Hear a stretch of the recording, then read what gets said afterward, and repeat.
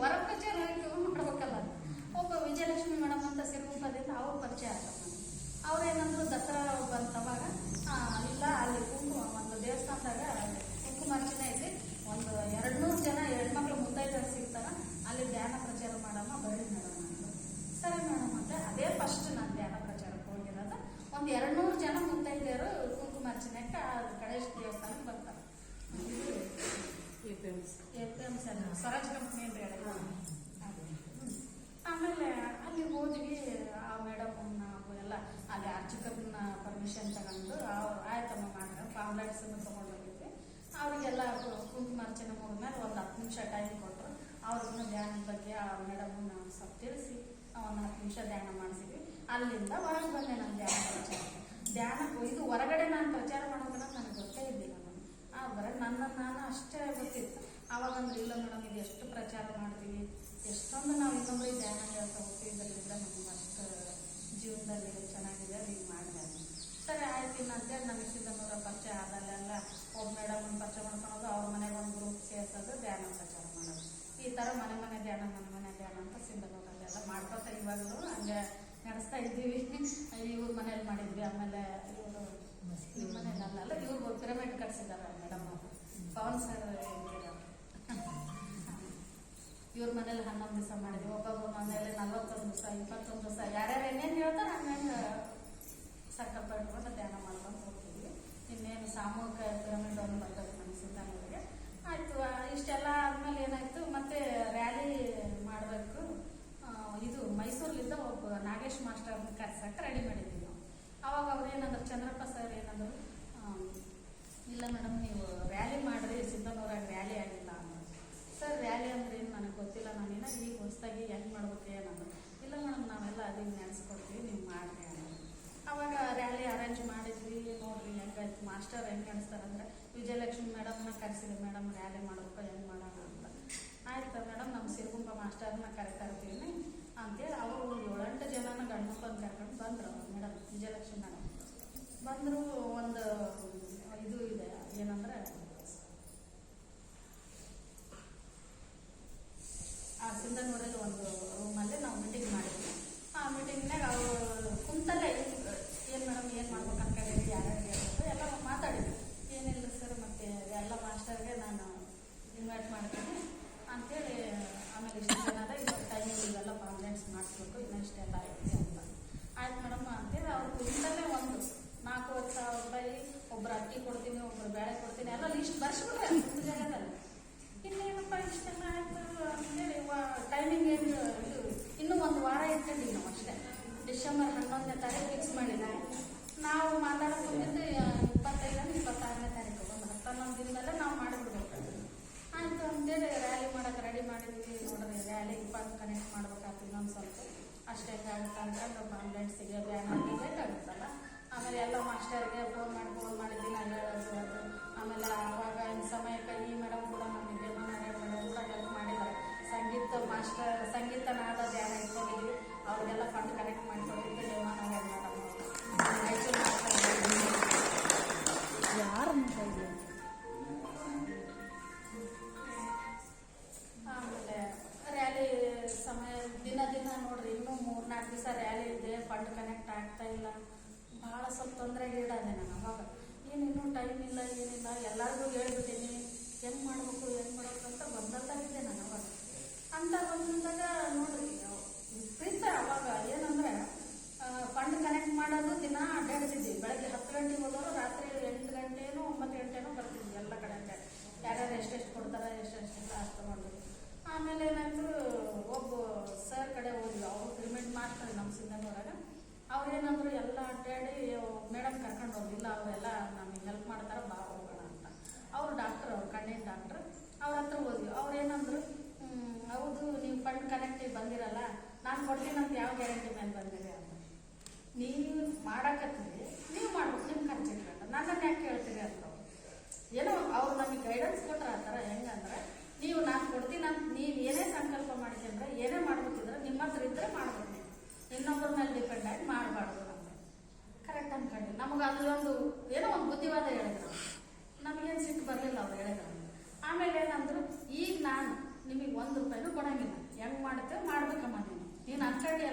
ಮಾಡಿ ತೋರಿಸಿ, ಹೆಂಗೆ ಮಾಡ್ತೆ ಗೊತ್ತಿಲ್ಲ. ನೆಕ್ಸ್ಟ್ ಏನಾರು ಮಾಡ್ಬೇಕಾದ್ರೆ ನನ್ನ ಕರೆದು ನೀನು ಸಂಕಲ್ಪ ಮಾಡ್ಕೊಂಡು ಅವಾಗ ನಾನು ಒಬ್ಬನೇ ಹೆಲ್ಪ್ ಮಾಡ್ತೀನಿ, ನೀನು ಅಡ್ಡಾಡಕ್ಕೆ ಬಿಡಂಗಿಲ್ಲ ಅಂದ್ರೆ ಮಾಸ್ಟರ್. ಆಯ್ತು ಸರ್, ನೀವು ಕೊಟ್ಟಕ್ಕಿಂತ ಹೆಚ್ಚು ನನಗೆ ಗೈಡೆನ್ಸ್ ಕೊಟ್ರಲ್ಲ, ನಾನು ಮಾಡಿ ತೋರಿಸ್ತೀನಿ. ನನ್ನ ಗುರು ಇದ್ದಾರೆ, ನಾನು ಹೆಂಗೆ ನಡೆಸ್ತಾರೆ ಹಂಗೆ ಮಾಡಿ ತೋರಿಸ್ತೀನಿ ಸರ್. ಅವ್ರು ಕೂಡ 1 ರೂಪಾಯಿನೂ ಇಸ್ಕೊಂಡಿಲ್ಲ, ಕಾನ್ಫಿಡೆನ್ಸ್ ಕೊಟ್ಟಿವಿ ಆಯ್ತು ಅಂತೇಳಿ ಬಂದ್ಬಿಟ್ಟಿವಿ. ಆಮೇಲೆ ಇನ್ನೂ ಏನಾಯಿತು, ಅವತ್ತಿನ ದಿವಸನೇ ನಮ್ಮ ದೊಡ್ಡಪ್ಪವ್ರು ತೀರ್ಕೊಂಡ್ರು. ಮತ್ತು ಅವತ್ತಿನ ದಿವಸನೇ ನಮ್ಮ ಮೈನ ಮಗಳು ಡೆಲಿವರಿ ಆಯಿತು. ನೋಡ್ರಿ, ಸಂಬಂಧಗಳಲ್ಲಿ ಕೂಡ ಬಂದಿದ್ದು ಕಿರಿಕು ರ್ಯಾಲಿ ಫಿಕ್ಸ್ ಮಾಡ್ಕೊಂಡಿದ್ದೀನಿ. ಒಂಥರ ನನಗೆ ಅಗ್ನಿ ಪರೀಕ್ಷೆಗಳು ಬಂದಂಗೆ ಬಂದ್ವಲ್ಲಿ. ಈ ಕಡೆ ಫಂಡ್ ಕನೆಕ್ಟ್ ಮಾಡೋದೊಂದು, ವ್ಯವಸ್ಥೆ ಮಾಡ್ಕೊಳ್ಳೋದೊಂದು, ಎಲ್ಲರಿಗೂ ಬರೋಕೆ ಹೇಳಿದ್ದೀನಿ.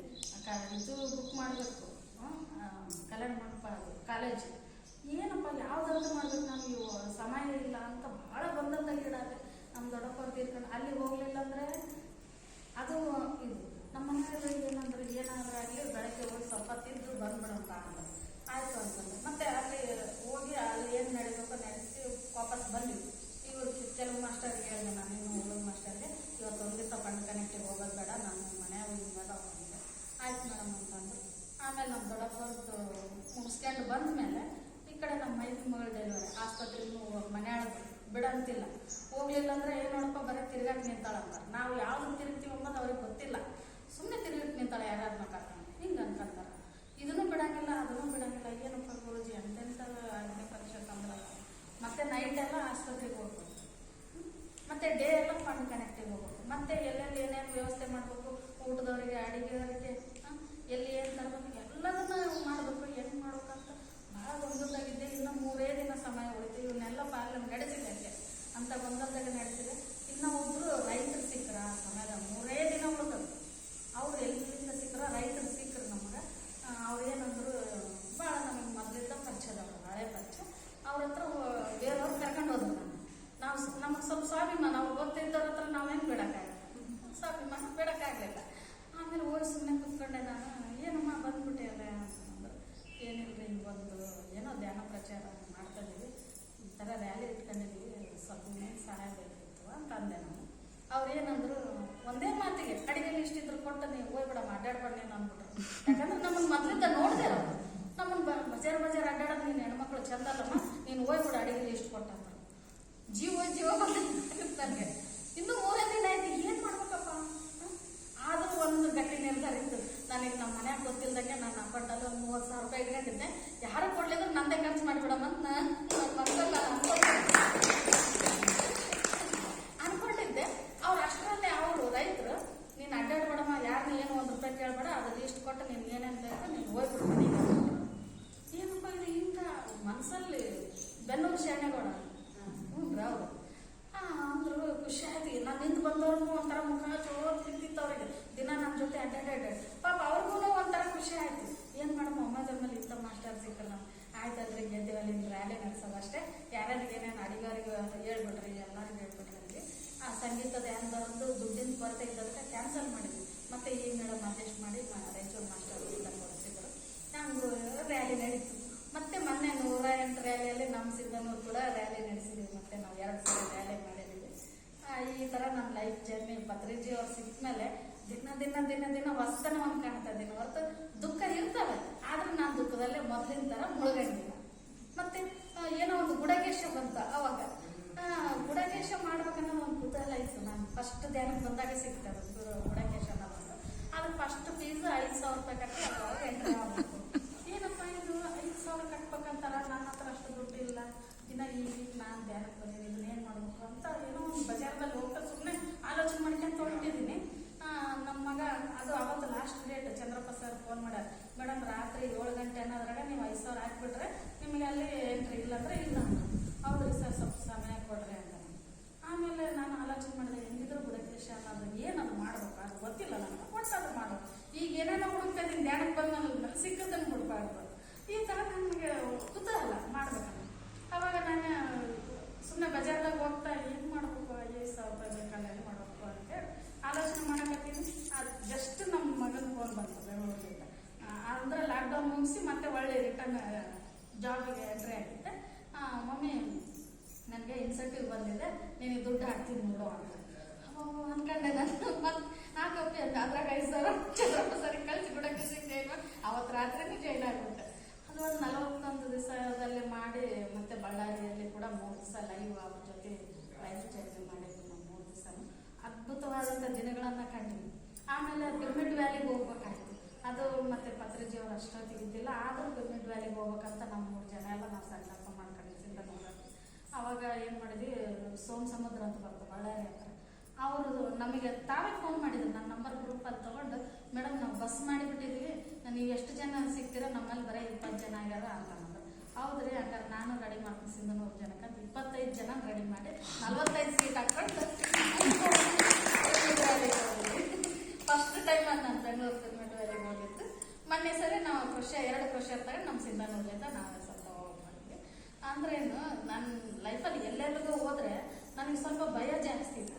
ಇವಾಗ ಎಲ್ಲಿಗೆ ಹೋದ್ರೂ ಭಯ ಇಲ್ಲ, ನನ್ನ ಜೊತೆ ನನ್ನ ಗುರು ಇದೆ. ಬಸ್ಸಿಗೆ ಹೋದ್ರೂ ಕೂಡ ಎಲ್ಲೋ ಒಂದು ಸ್ವಲ್ಪ ಲೇಟ್ ಆಗುತ್ತೆ ಬಸ್ಸು, ಹೆಂಗೆ ಕಾಯ್ಬೇಕಪ್ಪ ಅಂದ್ರೆ ನನ್ನ ಮನಸ್ಸಲ್ಲಿ ನನ್ನ ಗುರುವಿನ ಜನರು ಹಂಗೆ ಬಸ್ ಬಂದ್ಬಿಡುತ್ತೆ. ಎಲ್ಲಿ ಲೇಟ್ ಆಗುತ್ತಾ ಮನೆಗೆ ಹೋಗಿ ಲೈಫ್ ದೂರ ಜರ್ನಿ ಇದ್ದಾಗ ಅಂದರೆ ನಾವು ಏನು ಸಂಕಲ್ಪ ನನ್ನ ಲೈಫಲ್ಲಿ ಏನು ಗೊತ್ತಿಲ್ಲದೇ ನಾವು ಜೀವನ ಮಾಡ್ಕೊಂಡು ಬಂದಿದ್ದೀವಿ. ಗೊತ್ತಾದ್ಮೇಲೆ ಹೆಂಗಿರ್ಬೇಕು ಅನ್ನೋದನ್ನ ಇನ್ಮೇಲೆ ನಾವು ಪತ್ರಿಜಿಯವ್ರು ಸಿಕ್ಬಿಟ್ಟಿದ್ದಾರೆ. ನಾವು ಒಂದು ಸನ್ಮಾರ್ಗದಲ್ಲಿ ನಡೀತಾ ಇದ್ದೀವಿ ಅಂದಮೇಲೆ ಇವಾಗ ನೋಡ್ರಿ, ಯಾರ ಬಗ್ಗೆ ಕೆಟ್ಟ ಆಲೋಚನೆ ಬರೋದೇ ಇಲ್ಲ ನಮಗೆ, ಯಾರ ಬಗ್ಗೆ ಮಾತಾಡ್ಬೇಕನ್ನೋದಿಲ್ಲ. ಅದು ಏನೋ ಒಂದು ಎಲ್ಲೆಲ್ಲ ಮಾತಾಡಿದ್ರೆ ಈ ಪತ್ರಿಜಿಯವ್ರ ಬಗ್ಗೆ, ಈ ಬ್ಯಾಂಕ್ವ್ರ ಬಗ್ಗೆ, ಮಾಸ್ಟರ್ ಬಗ್ಗೆ ಇವೇ ಬರ್ತಾವ ಥಾಟ್ಸ್ ಹೊರತು ಬೇರೆ ಯಾವ ಬರಂಗಿಲ್ಲ. ಅಂದ್ರೆ ನಾವು ಒಂದು ಸತ್ಯದ ಮಾರ್ಗದಲ್ಲಿ ಹೊಂದಿದ್ದೀವಿ. ನಾವೊಂದು ಗುರುಗಳಿಂದ ನಾವು ತಿಳ್ಕೊಂಡಿದ್ವಿ. ಫಸ್ಟ್ ಎಲ್ಲ 4 ಜನ ಕುಂತಲ್ಲಿ 4 ಜನ ಏನು ಮಾತಾಡ್ತಾರೆ, ಅದಕ್ಕೆ ನಾವು ಸೋರ್ತಿದ್ವಿ. ಅಂದ್ರೆ ಅವಾಗೇನು ಗೊತ್ತಿಲ್ಲ. ಈಗ ನಮಗೆ ಕರ್ಮ ಅಂದ್ರೇನು, ಕರ್ಮದ ಫಲ ಅಂದ್ರೇನು ಅಂತ ಈ ಧ್ಯಾನದಿಂದ ನಾವು ಏನು ತಿಳ್ಕೊಂಡ್ಬಿಟ್ಟಿದ್ವಿ. ಯಾಕಂದ್ರೆ ಕರ್ಮದ ಫಲ ನಾನು ಅನುಭವಿಸ್ಬಿಟ್ಟೆ. ಯಾವ ದೇಹನ ನನ್ನ ಮಗನಿಗೆ ನಾನು ಕೊಟ್ಟಂತ ಶಿಕ್ಷಣ ನನಗೆ ಅವಾಗ ಜ್ಞಾನೋದಯ ಆಯ್ತು.